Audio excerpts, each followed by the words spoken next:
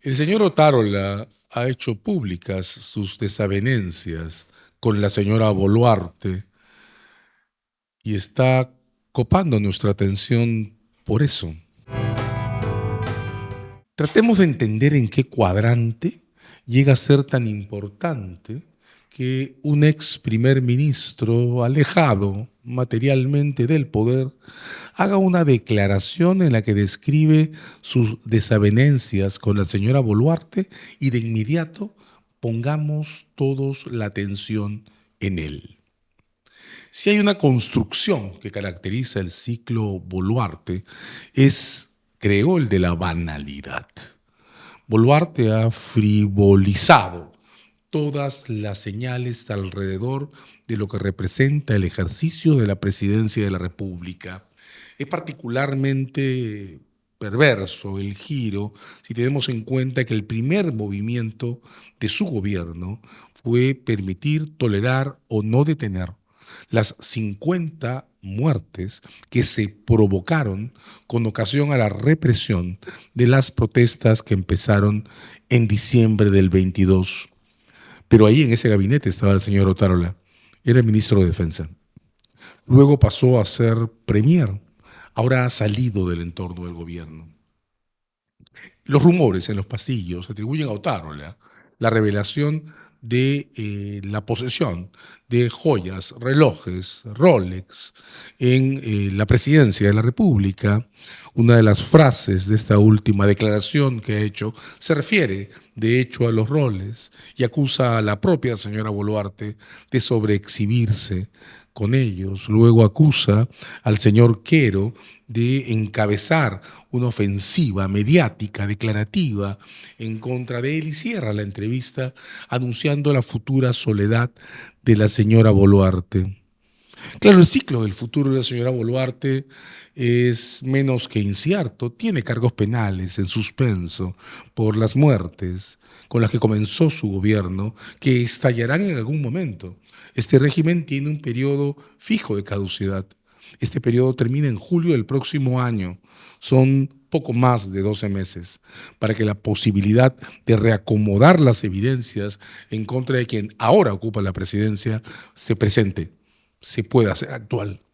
No es además solo el caso de los homicidios, tenemos esa enorme paradoja de elegir siempre lo menos importante entre los homicidios, las muertes derivadas de las protestas que comenzaron en diciembre del 22, los Rolex, el manejo de cuentas del partido que la llevó al gobierno, la cuestión del cofre, la protección que se le atribuye a Vladimir Cerrón mientras ha estado prófugo, Caliwarma, el modo que el gobierno está encubriendo, la forma en que ha manipulado los procedimientos de control sobre alimentos para niños. Y la señora Boluarte tiene una agenda legal de extrema importancia.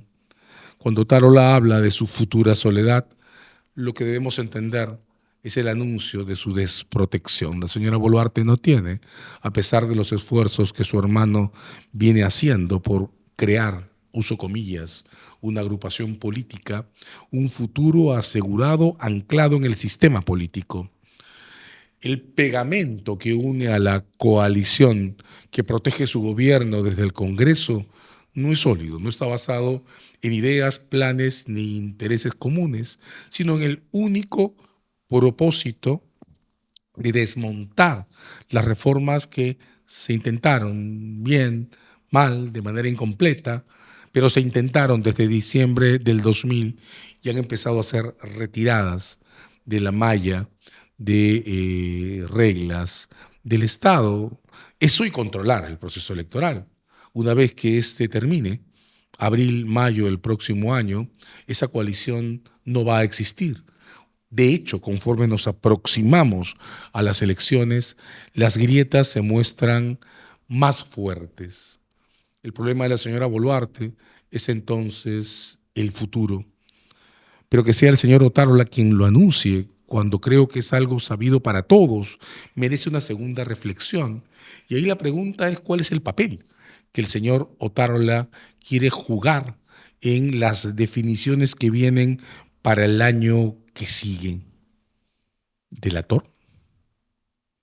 Estamos frente a alguien que va a contar cosas que han ocurrido en el gobierno.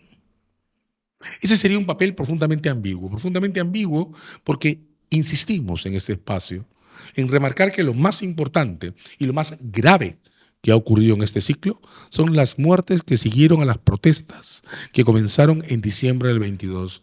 Y ese es un asunto sobre el que Otárola probablemente nunca revelará nada, porque él era ministro de Defensa en ese momento, tenía una posición predominante dentro de ese gabinete y tenía, por tanto, tantas posibilidades como la propia Boluarte de apretar el botón rojo para que el ciclo de homicidios asociados a la represión de esas protestas se detuviera. No es entonces una fuente de la que podamos esperar revelaciones que pongan en evidencia, cierren el ciclo de demostración sobre lo que pasó en ese ciclo represivo.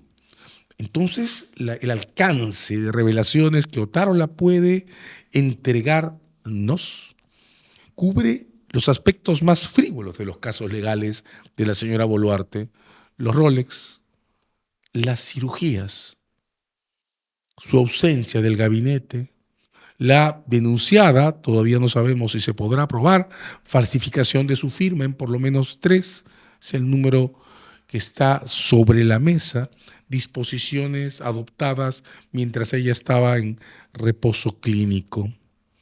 Una enorme paradoja que el destino legal de la señora Boluarte en este momento, un año antes de su salida del poder, esté determinado por los aspectos más frívolos de su gestión y no por esos primeros que han comprometido la vida de 50 peruanos, para no contar a los heridos.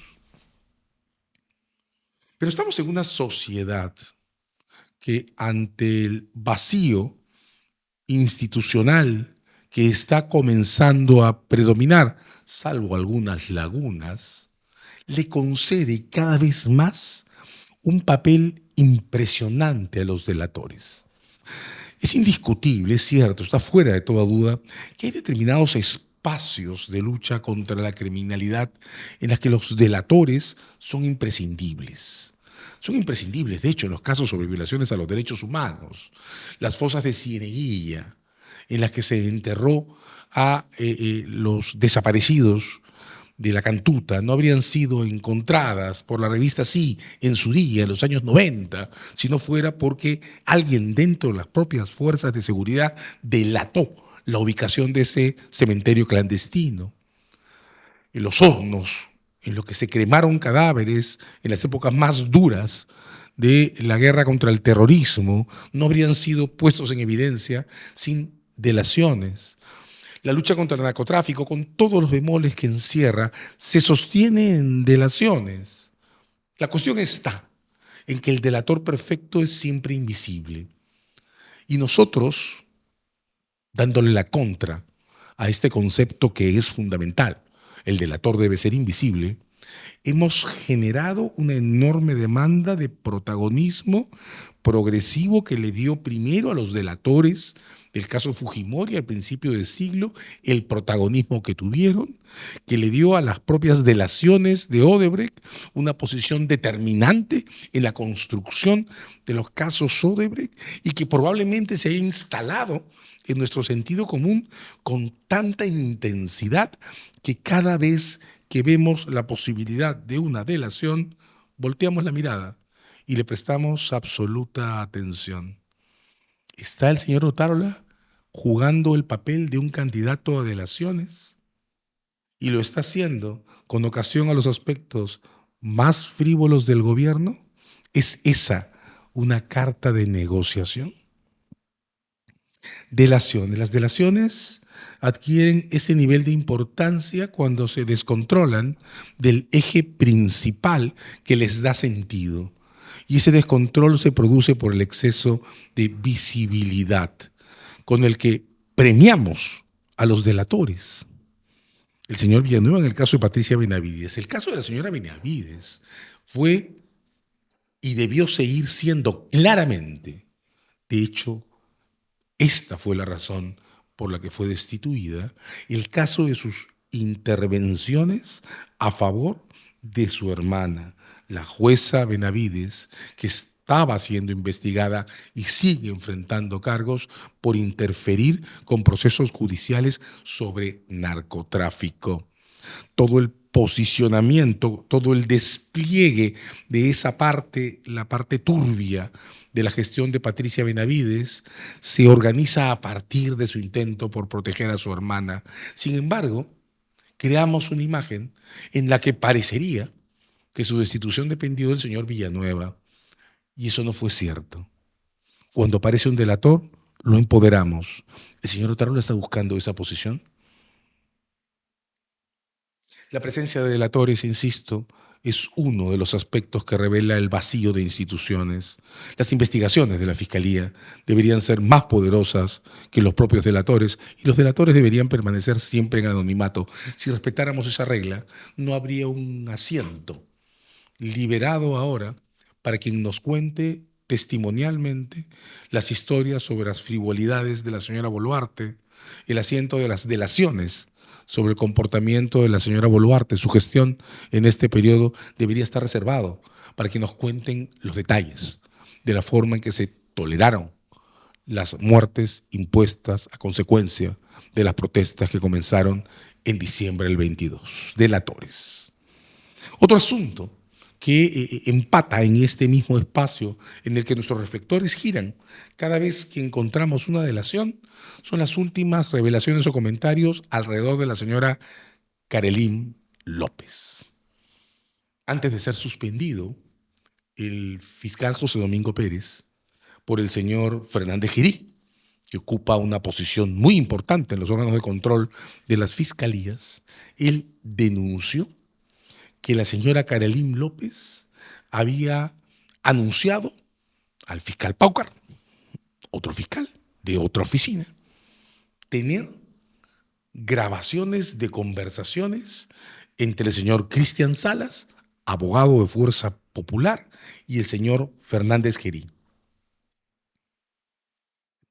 En su defensa, José Domingo Pérez articulaba con esa denuncia una discusión sobre la imparcialidad o el sesgo con el que el señor Fernández Girí podía conducir investigaciones que comprometían y comprometieron su continuidad al frente de la fiscalía que tiene el caso contra la señora Keiko Fujimori y su entorno.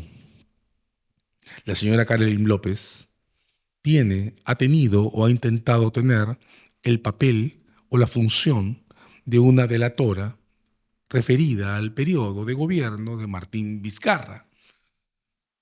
Esa grabación de la que ha hablado José Domingo Pérez en su relato representa una oferta entregada a un fiscal que no la aceptó o no la registró. No lo sabemos con precisión, porque el señor Paucar todavía no nos ha confirmado si esa reunión existió o no. En cualquier caso, José Domingo Pérez ha reconocido en público que él no tiene esa grabación y que él no la ha oído, que lo que ha oído es que esa reunión existió. Todos los reflectores sobre la señora Carelín López, que no nos confirma si esa grabación existe o dónde está, no lo confirma aún.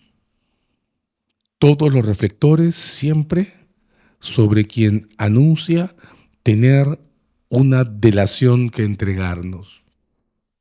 Sí, insistimos, las delaciones son importantes, pero es más importante que nada mantenerlas en reserva, administrarlas con cuidado y utilizarlas en los casos que sí importan.